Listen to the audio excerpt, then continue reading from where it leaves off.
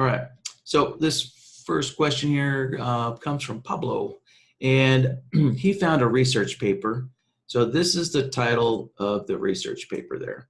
So if you guys want to find the full research paper, you should be able to do a Google search and find that. And basically here is a summary of what's in that research paper. And yeah, and I guess I should note to you guys that, you know, support is here to help you learn BloodHound, but we're not here to read research papers for you guys. So if you email us a research paper, we're not going to read it. That's not what we do here at Shark Indicators, unfortunately, guys. You know, so what we need you to do is, you know, if you have some research paper, you know, that you want to be able to implement, you know, into BloodHound, what you need to do is send us a summary, you know, of what's involved, of what that research is explaining to you. And that's what Pablo did. So Pablo gave us a nice, clean, easy to follow summary, you know, of what this research paper was explaining. So here are the entry rules for Model 1. So apparently this research paper had a Model 1 and a Model 2. So yeah, so here's the entry signal part. And then this here at the bottom here, well, we can see that basically, you know, this 3 and 5% target, you know, those would be like your profit targets, right? Or you bail on the trade, right? You close out the trade if another MACD crossing occurs again, right? So we have two ways of getting out of the trade here. Either a profit target or you exit out of the trade, you know, if the MACD crosses are good. All right, so let's take a look at so what we're doing here with the MACD. So kind of as the title infers, you know, this is a system built on the MACD. So let's see, oh yeah, so this, there you go. Correct that spelling there. So, so this paper is saying, so in order to avoid false entries, so let's see, so yeah, when a signal is given, or I should say, a signal is given 3 days after the actual crossing of the MACD. So again, so we're looking for entries when the MACD lines cross, right? When the MACD lines cross. So and then so when the MACD lines cross each other, we're waiting 3 days after the actual crossing and then generate a signal. The second condition here, so we actually want to wait, we want to pause this, or we want to clarify, right? So we're taking the MACD's lines crossing each other, waiting 3 days, and then also checking to make sure that there is no crossing has occurred during that 3-day waiting period, right? So as long as the MACD lines haven't crossed each other again within 2 to 3 days, then the signal is given, right? So the first thing is look for the MACD lines to cross, wait 3 days, make sure they didn't cross it back again, and then we get a signal. All right, so let me get a MACD on here. All right, there's our MACD. Let's move this up here. And this is, as we can see, this is on daily bars here. So I'm guessing this probably maybe might be for stock trading, or maybe the daily, you know, S&P or Dow index trading or something like that. So let's switch this over to a daily chart. You know, not that it matters to BloodHound or anything, right? Because a bar is a bar is a bar. It doesn't matter what the time frame is, but maybe this, you know, this concept might work better on a daily chart here. So let's put it on a 1-day chart there. All right, so now let's get BloodHound open here. All right, so once you have BloodHound on your chart, to open it, you use the button up here at the very top here that says empty template. So I need to put a file name up here, first thing here, put a file name. So I'm gonna hit the change button there, and there we go. There's a file name for us. And I always like to start working on the logic board here because that's basically where all your work gets done anyways there on the logic board. So to get started here on the logic tab, right, we need to create a new logic template here. So hit the new button and there you go. And that'll create a new logic template here on our pull down list here. So let's give this some kind of name here. Snag the name off the paper there. All right, so MACD model, or refined MACD, and then we'll call this model 1 here. Something like that for a name there. All right, so this one's gonna be pretty straightforward here, right? We're just looking for the MACD lines to cross, right? So that would be, right, the blue line and the red line, or, you know, the MACD line has a histogram here, or as NinjaTrader calls it, the difference, right? So this histogram is basically the difference between the two MACD lines there, right? The MACD and the average, or the signal line, as this is sometimes, the red line is sometimes referred to as the signal line. So historically. So we can see that, right, whenever the two lines cross each other, the MACD, or I'm sorry, the histogram also cross each other. You know, so we can either look at the histogram being above 0 or below 0, or we can use a crossover and see when these lines cross each other here. And so I'm actually going to use the crossover because we are interested in that crossover point there, right? So we're interested, in that crossover point, you know, and that crossover point, just the crossover points here. And then we're going to wait 3 days after that crossover point.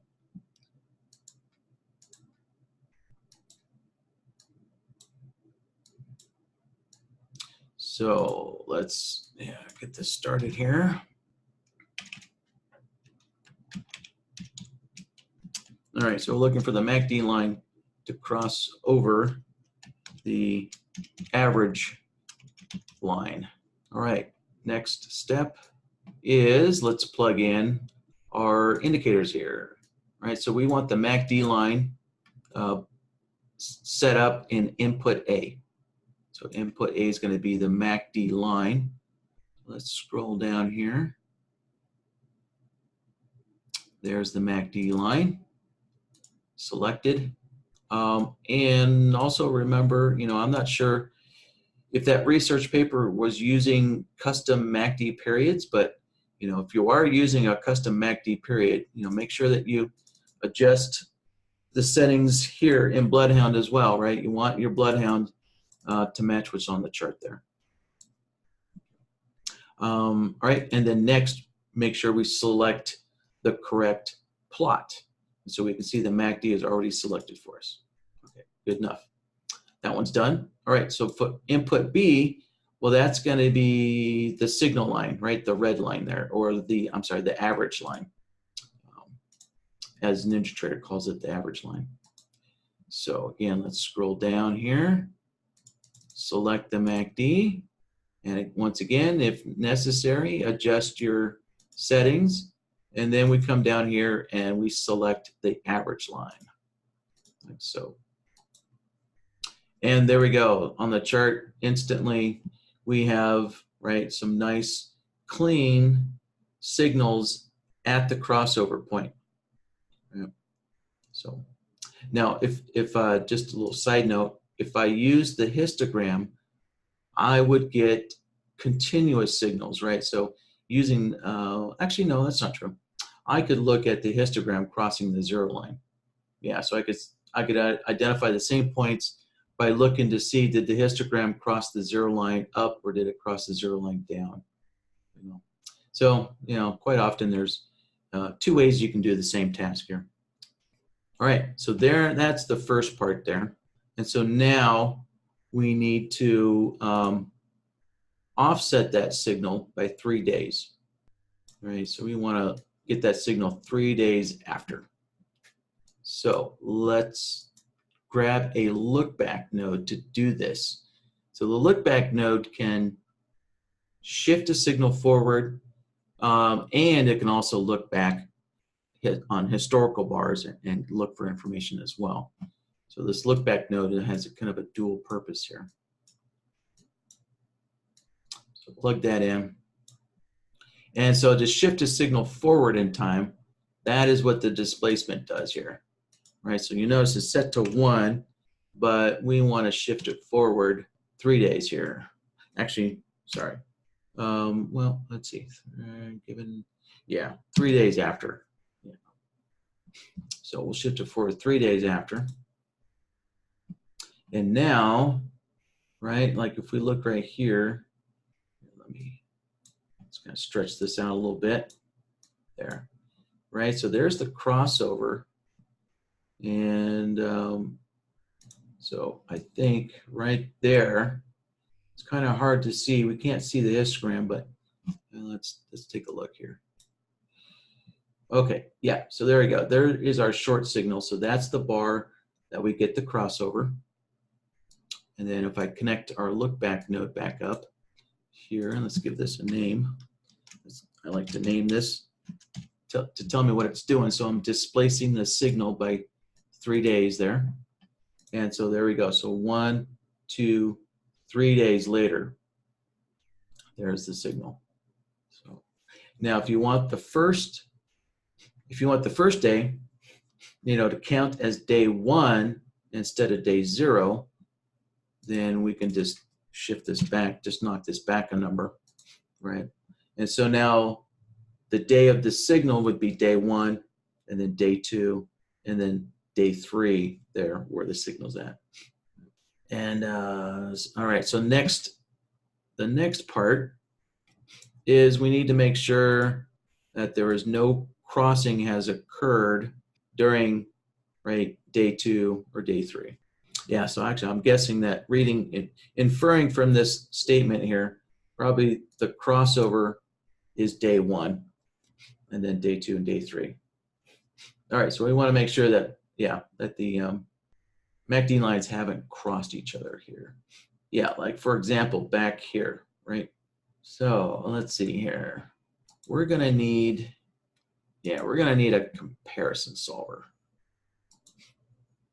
All right, so essentially, we still need to make sure that the MACD line is still below the average line on these 2 days, right? So, so obviously on day 1, day 2, and day 3, we need to make sure that, the MACD line is still below the average, or vice versa, right? The MACD line is still above it, right? So we're doing this above and below comparison here. And that is what the comparison solver does, right? That's how you basically on a chart, that is the type of comparison that you have, is something above or below something else. Let's name this here. All right, so we're doing a MACD to average line comparison. Okay, so there's a name for that. All right, and so input A, that will be our MACD line, and input B will be the average line. So let's go set these up here.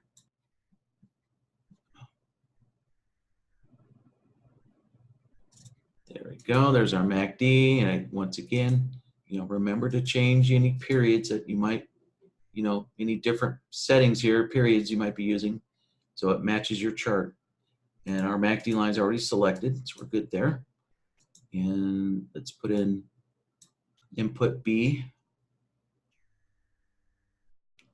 All right, MACD, and then select our average plot down here. And of course, again, change your settings if necessary.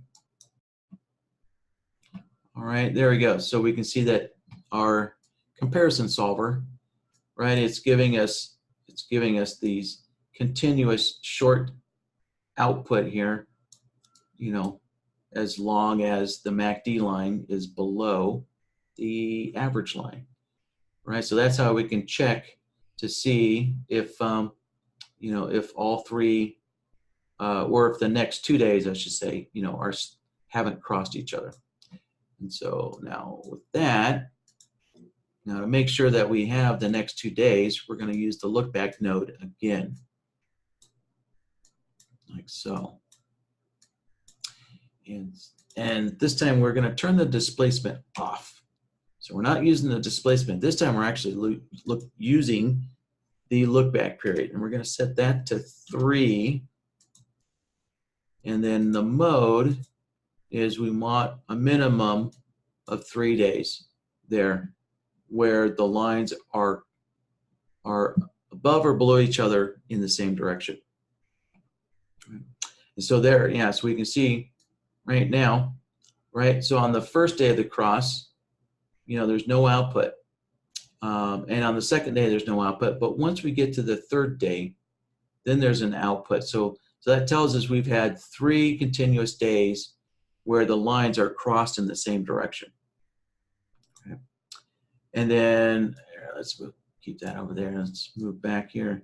So remember right here, right, we had a quick cross up and cross down.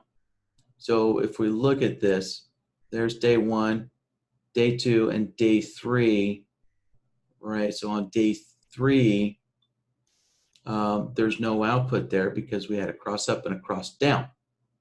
So, right, so that cross up only lasted for 1 day. So we never got a short output, or I'm sorry, we never got a long output there, right? Now, if I get rid of our look back node, so if I take the solver, right there, we had 1 day of a long signal because we had a cross up, but only 1 day of that. So we were able to strip out that 1 day of that cross up using the look back node here. So there we go. That long output was removed because we didn't have 3 days of that, or 3 bars of that. And then once we got to the third bar of the MACD line being below the average, right? Once we got to that third bar, now we're getting a short output there. Okay, so yeah, so that is our second condition there. All right, so we got basically the first condition and then the second condition, right? And now we just need to connect them together with an AND node, right? So they both need to be true, right? So we need this first condition and the second condition. And connect them together like so. And if we take a look, there we go. All right, so there, yeah, so there's a short cross, third day. Then when the MACD lines cross each other again, and on the third day, signal, then a signal. Right, so that is the entry signal part of it. And so now let's look at the trade part of it here. Right, so we're looking for 3% and 5% targets. And let's see here. So that would be, yeah, the profit target aspect. But this other one, this would be, so this last part here, if we get a crossing again, so that would be an exit signal, right? So that's what we would consider an exit signal. So let me show you what that exit signal is referring to, or where is that exit signal going to be used. So if I go into the strategies here, and I'm going to use Raven as my example here. If I pull up Raven there, right, we have entry logic, right? So we have entry signals and we have exit signals. So we could take this crossover here as a condition, to exit out of the trade, and we can implement that into the exit logic here. So that way Raven will close out the trade if we get another MACD crossing here. So yeah, we should probably clarify that. There we go. Like that. Okay, so this basically, these would be the entry. And then let's create, we need to create a new logic template.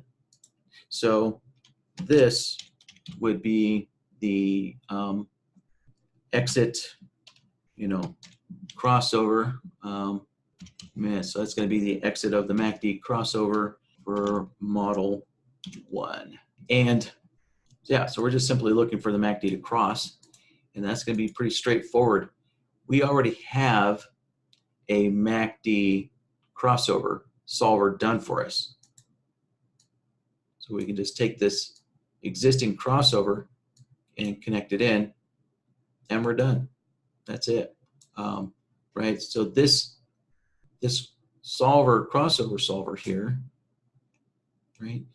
This MACD average crossover line, that is the same solver as this one right here. Right? So they're both the same. So we didn't need to create a new solver for this condition here.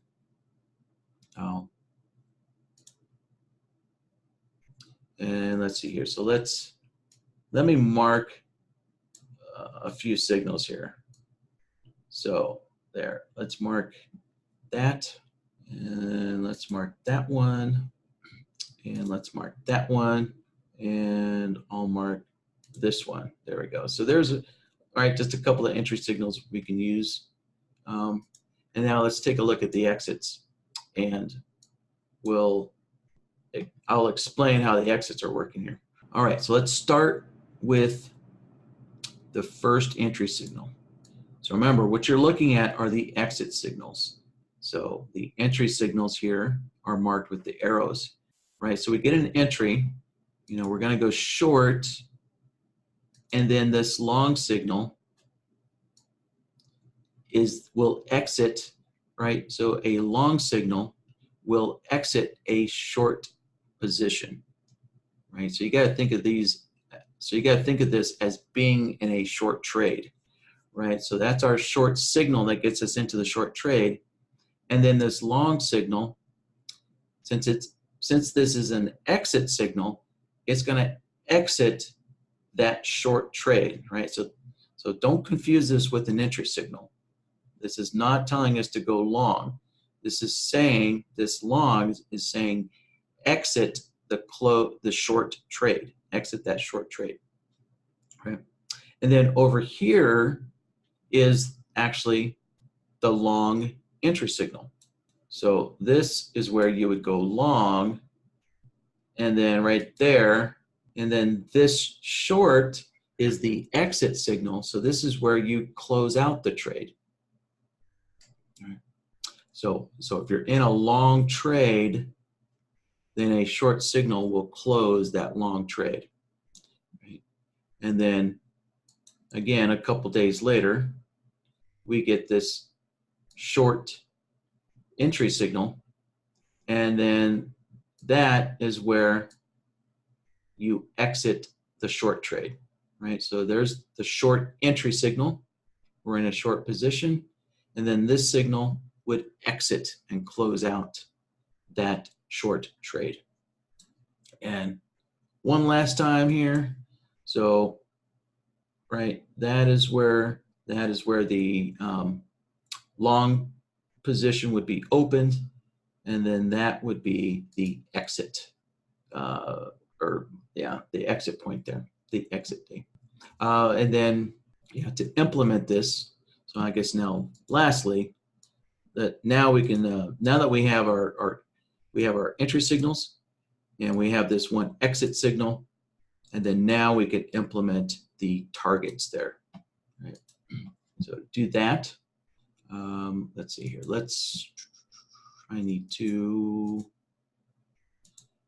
Let me close BloodHound out. So closing BloodHound saved all my work to the file, right? So now that I have all that work saved to the file, now I can go in to the strategy, and I can open up Raven here, and then I can load today's BloodHound file, right? So there's today's BloodHound file. And then for the entry, so there we go. There's our entry. And then that is our exit, like so.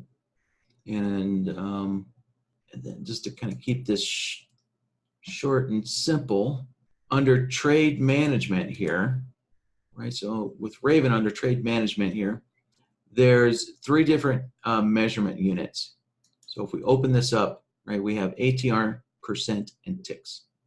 So I can put this on percent, and then you can put whatever you want in there, you know, 3% of, or actually, I'm sorry, it would be let's see, 0, let's see, what is it? I don't remember if we're supposed to go like 0.03 for 3%, or if it's actually 3 for 3%. Here, let's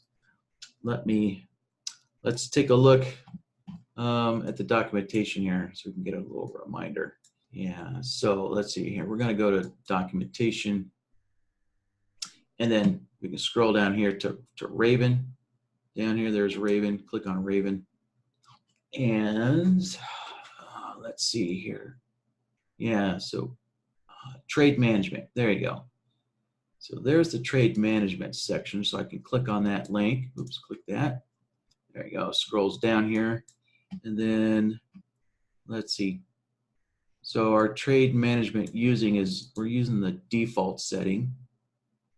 If we go back here, right?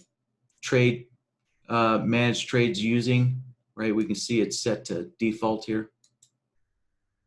So if we go to our documentation, we're using default, right? Or you can use ATM. So we're on default. And then let's go down here, and here's the percentage. Okay, yeah, so perfect. So a value of 1 would be 1%. All right. So we'll just plug in. Let's go in the middle there. Let's do 4. So that's right in the middle there of 3 to 5%. So I'll just put 4% in there. So this system, well, I guess I don't know what the documentation, what this paper says, but you know, there's no stop loss mentioned here.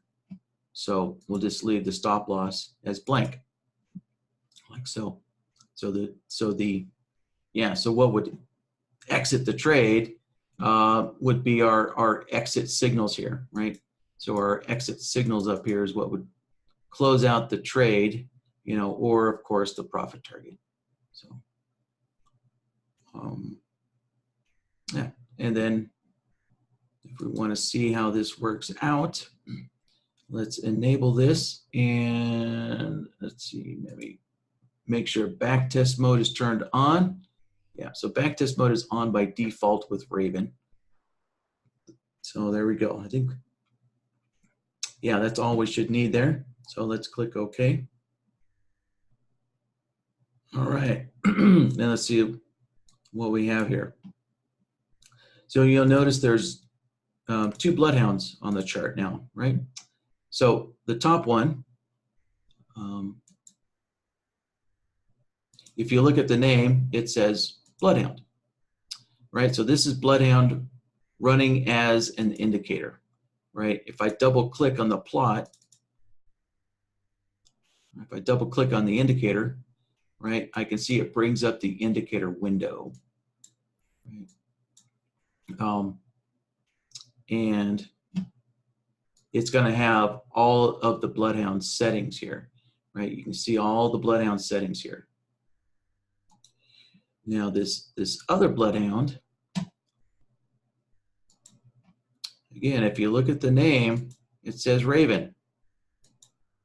So we know this bloodhound is coming from Raven, right? So this is the bloodhound that's running inside of Raven. And if we double click, right, if we double click on the plots there, and we look at our properties, right, we can see there are no properties. All we see are plot colors and lines. So this tells you that, and also we can see by the name, here the name says Raven, right? So this tells us that this is bloodhound running inside of Raven there, as the name implies. So, all right, so there's that part. And then also, you know, we can see here that Raven, right, this output here, you know, doesn't quite look right? So what you need to do is,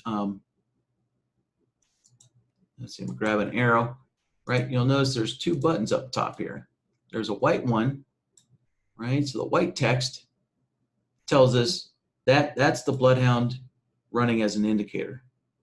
And the orange text, that is BloodHound running inside of Raven. And if you look up here, it says no logic selected. So we can just go down here and we can have Raven, right? So we can have BloodHound's Raven either show us the entry signals or show us the exit signals, whatever you prefer. So I'll put it on the entry signals there. There, right? Yeah. And so not that it matters, but we can see that the two signals now line up there. So, and let's see, let's also, yeah, what I wanted to show you here was the executions, like so. And let's stretch this out and kind of look at some of these. Oh, here. Yeah, let me make this a little easier to see.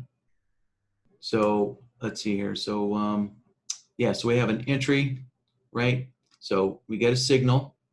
So we get a signal at the end of the day, right? So then the next morning, you can open a position, and then we can see here that that 4% profit target was hit right there. 4% profit target. Perfect. Let's see what else we have here. Here we go. Here, yeah, this is what I wanted. Here's the other example I wanted to show you. Right, so again, so we have an entry signal right there. And then we had our 4% profit target hit, good enough. But right here, right, we had a short, so we get in. And then up here, if you look at the name, there's a lot of text going on right there, but there inside the box there, we can see it says close short, close short. There, stretch this out even more, make it a little easier to read. All right. So I had to close short. So why did we have that close short? Well, yeah, if you look at the MACDs, let's grab a circle here, right? We had the MACDs crossing each other, right? So remember, that was our exit signals. If the MACDs cross each other again, you know, after a entry signal occurs, when we get that MACD crossing, then that's the exit signal. And closing that short is Raven executing that exit signal to close the trade. So there's that closure of the trade right there. Yeah. And if we wanted to, I could put one of these bloodhounds to show us the exit signal. Right, there we go. Right, so that's that was our exit signal right there. Yep, right. And then, of course, yeah, we get the exit signal on this bar, and then the signal, or then the position is exited, right, like that. So, all right, so that pretty much covers everything right there for this first question that came in here from Pablo. Yeah, let me just make a comment on here real quickly here. You'll notice that there's a profit target here. And if you look right there, it says simulated on the order flag. That way you guys don't get confused as to what NinjaTrader is doing here. Yeah, so what NinjaTrader is doing is, yeah, we can see, right, we've got this short signal here, but this was a historical signal, right? This was not taken on a live chart, right? Obviously, because these are daily charts. So this was, 4 days ago, well, 3 days ago, right? So what's happening is we have this historical entry signal, and since NinjaTrader is doing back testing, NinjaTrader is trying to complete this back test trade, using live data, right? So now, since we're on live data right now, since we're on live data right now, obviously this is not a live trade because the entry happened 3 days ago, right? So obviously we couldn't get into a position 3 days ago. So that's what this simulated means. This is just NinjaTrader's attempt to finish out this historical backtest trade here with using a simulated, profit target. So it's not a real profit target. It's just a simulated one so that Ninja can finish doing the back testing on this historical trade. And also, we can see as well the entry, right? The entry price here. It also says historical on it. So we know that this entry price is not a real trade. It's a historical backtest trade trying to be finished up, trying to be concluded.